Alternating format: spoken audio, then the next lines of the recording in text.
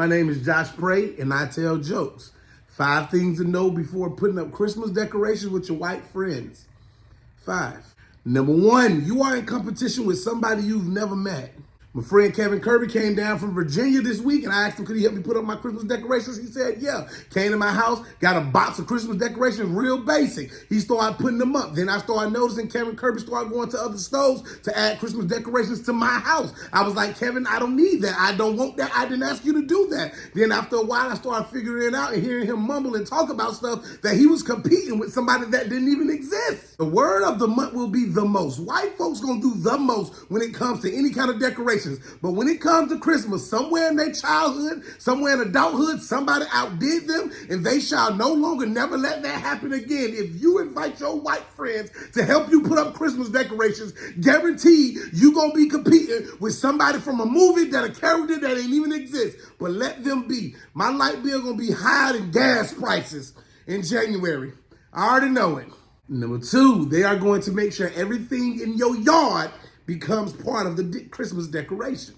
I come from a simpler time. You put some lights on the bushes, you put a light around the hedge, you know what I'm saying? Maybe the parking lot, put a wreath on your door, you done. No, my garage was wrapped like a present, my door was wrapped like a present, my ring light was wrapped like a present. There was a spot where I say, hey, listen, there's a little cat in the neighborhood, don't put it there because the cat gonna knock it down. Kevin built like a little housing thing, almost looked like a manger. There's only one Jesus, not 2, but he built like a little cat manger. He said if the cat come here, it'll come here and it'll have a place to sit. And if it sit in this area, then lights will be around it. It'll be phenomenal. When you ask your white friends to help you decorate, you just better go stand by the street, because if you in that yard, you're going to become part of the decorations. Santa Claus is apparently a black man in my neighborhood this year. Number 3, it is never business. It's always personal. After Kevin Kirby wrapped my driveway in a way I can back my car, I was like, Kevin, it's okay, dog. It's all good. Thank you for helping. He was like, nah, I got to fix this. I say, bro, it's all good. It ain't nothing but some Christmas light. We going to move those. I'm going to pack those. And I might need, no, he said, no, we got to use every single light that you spent your money on, Joshua. This is personal. I said, to who? He said, to me. I said, Kevin, I ain't even mad at you. He said, I'm mad at myself because I let myself down. Because when you asked me to help you, I felt Josh Pray was actually one of his best friends. I am one of your best friends, right? Yeah, Kirby. You one of my best friends. Put the butter knife down, Kirby. If there's a light to be set, if there is something missing, if something gets broken, they will take it personal. It's a personal responsibility. It's like a Caucasian Hippocratic oath. It's like a Caucasian oath. It's like a Caucasian oath to make sure everything is personally operating the way it's supposed to be operating. Me, I would have left that. It broke. You ain't mad? I'm going home. But white people, nah. 2 a.m. and they still trying to fix bulbs outside. Take your ass home, Kirby.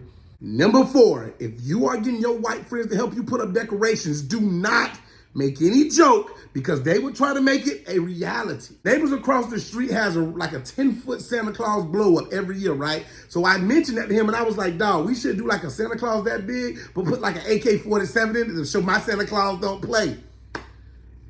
I spent about 2 hours explaining to Kirby how we'll go to jail, how we'll be put behind bars, how the law would come get us and put us in handcuffs at the same damn time if we put an AK-47, not a play one, not one that lights at the end, one that really let our Waka Flockas at the end. When you tell your white friends any joke or any idea you got, they try to make it become reality. This is not Reading Rainbow. We are not the Muppet Babies. Make a wish and we can be anywhere. We're going to be somewhere where we need more than the public defender to get us freed.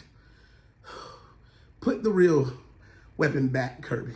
And number 5, white men, not women, white men are going to remind you that you couldn't do this without them about 46 times in a passive-aggressive way. I am not mechanically inclined. I am not the man that's going to build stuff and tear it down. I'm not the man that's going to take something out of a box and put it together and it's going to work. I'm the kind of dude that's going to ask for help, and I have no problem doing that. Kevin Kirby, every 5 minutes.